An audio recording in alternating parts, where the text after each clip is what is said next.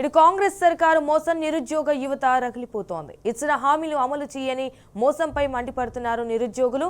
Job calendar ఎక్కడా, ఏటా 2 లక్షల ఉద్యోగాలు ఏవి, నెలా నెలా నిరుద్యోగ భృతి ఎందుకు ఇవ్వరు అని ప్రశ్నిస్తున్నారు. సో గత 2 ఏళ్లుగా విడతల వారీగా ఆందోళనలు చేపడుతూ వస్తున్న నిరుద్యోగులు మహాధర్నాకు పిలుపునిచ్చారు.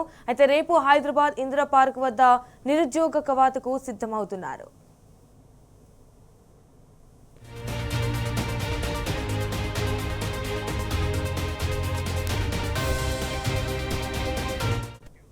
నిరుద్యోగులను ఉసిగొల్పి ఎన్నికల్లో వాడుకుని తీరా గద్దెనెక్కాక మోసం చేసిందని వారు భగ్గుమంటున్నారు.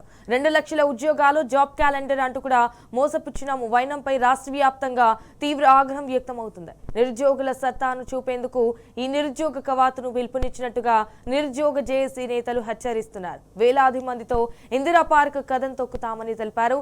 రాష్ట్రంలోని నిరుద్యోగ యువత ఈ కవాతులో పెద్ద ఎత్తున పాల్గొని విజయవంతం చేయాలని పిలుపునిచ్చారు.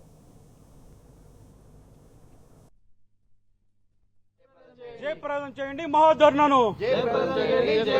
జై తెలంగాణ. వర్ధిల్లాలే నిరుద్యోగుల ఐక్యత. వర్ధిల్లాలే నిరుద్యోగుల ఐక్యత.